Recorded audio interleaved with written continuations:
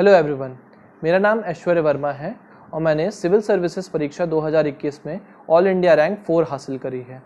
इस civil services की journey में मेरा ऑप्शनल ज्योग्राफी था। तो सबसे पहले ये डिस्कस करते हैं कि ऑप्शनल कैसे डिसाइड करना चाहिए। ऑप्शनल एक बहुत ही इम्पॉर्टेंट कंपोनेंट है आपकी सिविल सर्विसेज प्रिपरेशन का, क्योंकि ये अराउंड 500 मार्क्स का होता है और इसमें जो मार्क्स हैं वो आपकी रैंक को बहुत हाई और बहुत लो या इवन लिस्ट के बाहर भी आपको कर सकते हैं।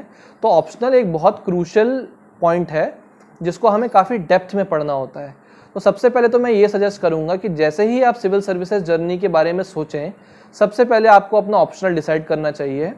इसके कई पैरामीटर्स हो सकते हैं। पहला तो ये कि जो आपका बैकग्राउंड है आप उसी को एज एन ऑप्शनल चूज़ कर सकते हैं। दूसरा, आप ये देख सकते हैं कि इसके रिसोर्सेस अवेलेबल हैं कि नहीं है, इसके फैकल्टीज़ अवेलेबल हैं कि नहीं है, कोई आपके डाउट सॉल्व कर सकता है कि नहीं कर सकता, और सबसे बड़ी बात, आपको पढ़ने में इंटरेस्ट आ रहा है कि नहीं आ रहा। क्यों? क्योंकि जो ऑप्शनल आपका है ये आपको काफ़ी इन डेप्थ पढ़ना पड़ेगा। कई जगह या तो ग्रेजुएशन लेवल और कुछ पॉइंट पर तो पोस्ट ग्रेजुएशन लेवल तक पढ़ना पड़ेगा। तो जब आप कोई सब्जेक्ट को इतनी डीप में पढ़ते हैं तो उसमें इंटरेस्ट आना बहुत ज़रूरी है, तभी आप उसको ज़्यादा समय तक पढ़ पाएंगे। तो मेरे ज्योग्राफी चूज़ करने के पीछे भी यही रीज़न था। मेरा बैकग्राउंड इलेक्ट्रिकल इंजीनियरिंग का है और मैं उसको भी एज एन ऑप्शन ले सकता था, पर फिर भी मैं ज्योग्राफी के साथ गया। इसके पीछे दो बहुत महत्वपूर्ण कारण थे। पहला, ज्योग्राफी का जो ओवरलैप है वो GS1 और GS3 के सिलेबस के साथ काफ़ी ज़्यादा है और कुछ हद तक ये ऐसे राइटिंग के जो स्पेशल कंपोनेंट है उसमें भी मुझे हेल्प कर सकता है। और दूसरा, जब मैंने GS की तैयारी शुरू करी थी तो मुझे थोड़ा थोड़ा इंटरेस्ट ज्योग्राफी की तरफ डेवलप होने लगा था। इसी रीज़न से मैंने ज्योग्राफी को अपना ऑप्शनल बनाना ज़रूरी समझा। तो मैंने ज्योग्राफी से 3 मेंस लिखे हैं और मेरे मार्क्स में ग्रेजुअल इम्प्रूवमेंट आया है।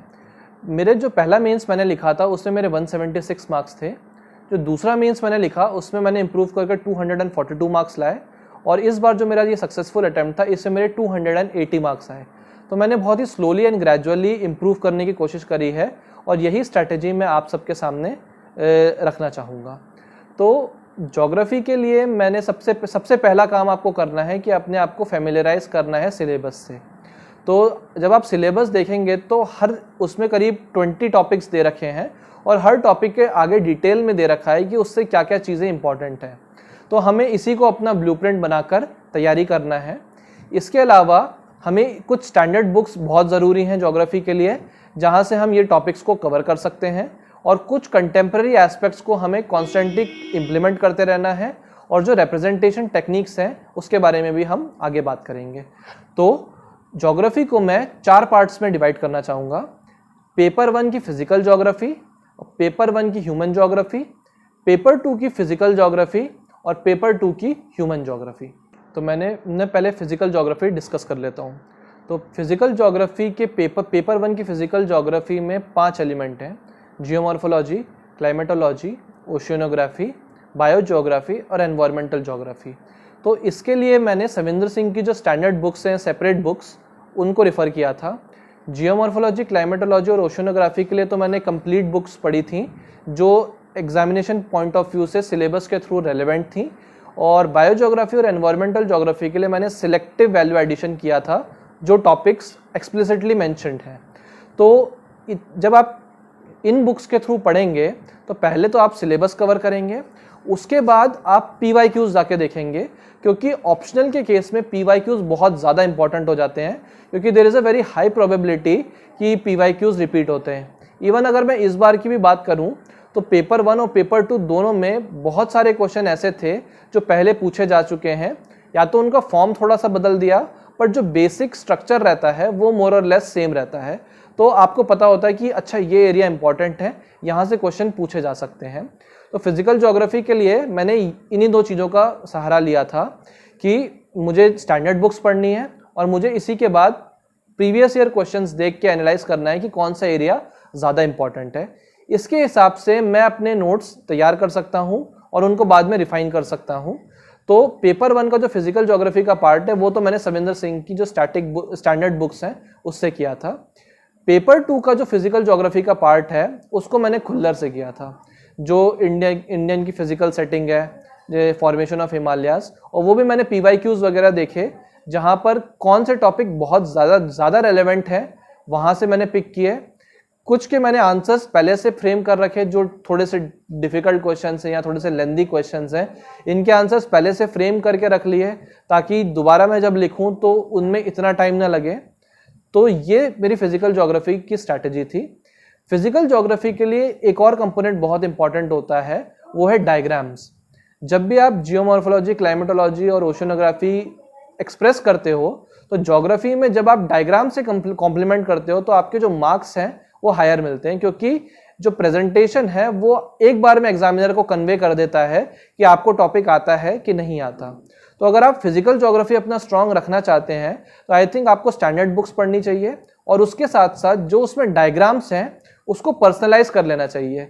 कई बार क्या होता है, जो बुक में डायग्राम होता है उसे हम एज इट इज कॉपी नहीं कर पाते हैं, तो उसको एक सिंप्लीफाई वे में पर्सनलाइज डायग्राम बना सकते हैं कि अगर एग्जाम में इस टॉपिक से रिलेटेड कुछ पूछा जाए तो मैं ये वाला डायग्राम वहां पर बना सकता हूं।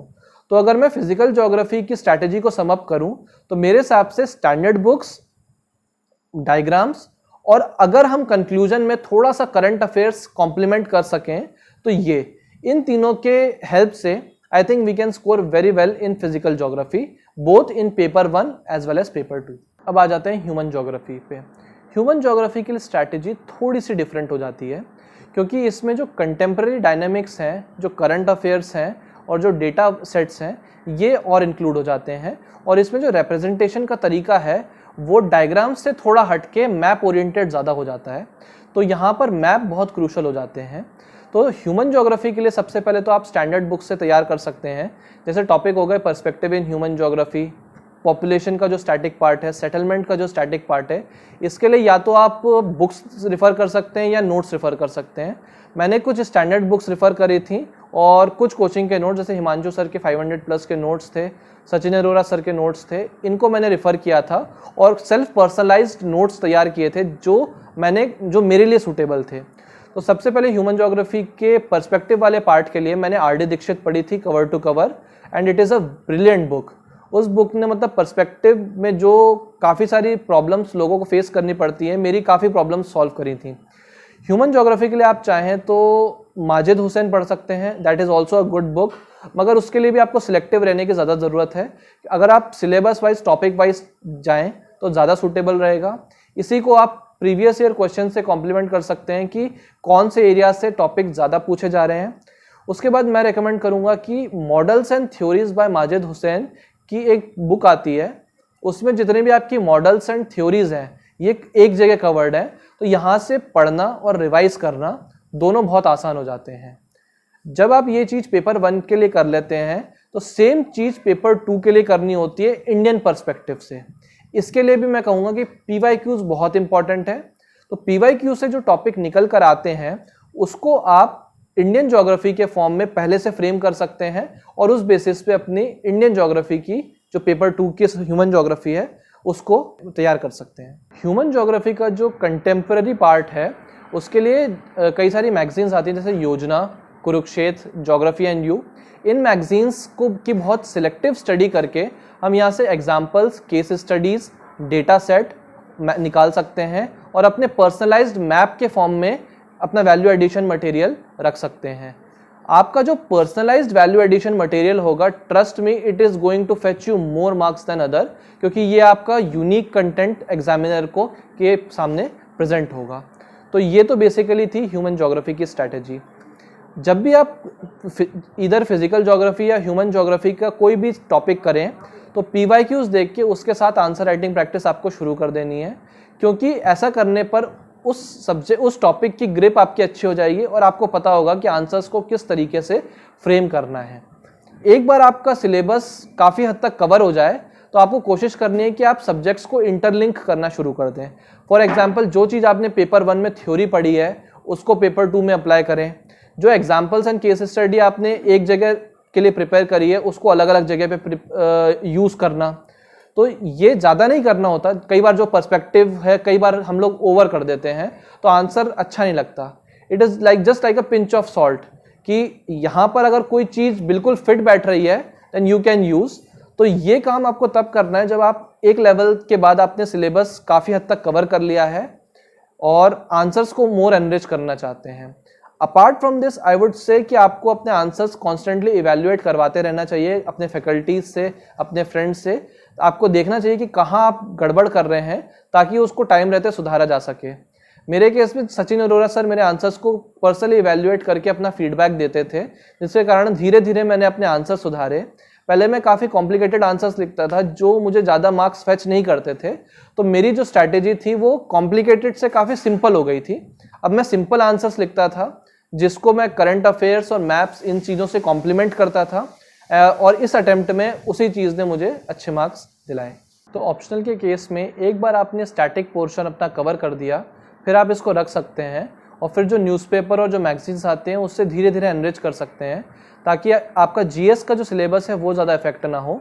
तो जैसे ही आप अपनी प्रिपरेशन शुरू करें, सबसे पहले जो ऑप्शनल का बल्क वाला पार्ट है उसको आपको कवर कर लेना है, उसके नोट्स तैयार कर लेने हैं, ताकि जब नेक्स्ट ईयर आप प्रीलिम्स निकालें तो तुरंत नेक्स्ट 15 to 20 डेज़ में एक बार आप अपना ऑप्शनल रिवाइज कर सकें। इसके अलावा आप चाहें तो कॉन्स्टेंटली टाइम टू टाइम निकाल कर रिवाइज कर सकते हैं और इसमें आंसर राइटिंग कर सकते हैं। ज्योग्राफी के केस में प्रेजेंटेशन बहुत इंपॉर्टेंट हो जाती है, जिसके लिए मैंने फिजिकल ज्योग्राफी में बताया कि डायग्राम्स इंपॉर्टेंट है, और ह्यूमन ज्योग्राफी में map, illustrations, examples and supplementing it with current affairs important है। इसके अलावा पूरा सिलेबस होने पर इंटरलिंकेजेस बहुत इंपॉर्टेंट हैं। ऐसा करके अगर आप प्रैक्टिस करेंगे तो आई एम श्योर ज्योग्राफी में अच्छा स्कोर कर पाएंगे। डीकेटी के अर्लियर प्लेटफॉर्म्स पे अनुकृति मैम ने और आदित्य सर ने अपनी स्ट्रैटेजी शेयर करी थी, जिससे मैंने काफ़ी इंसाइट्स लिए थे। इस बार मैंने अपनी जर्नी और अपनी स्ट्रैटेजी आपके सामने रखी है। Hope you had benefited from it. Thank you.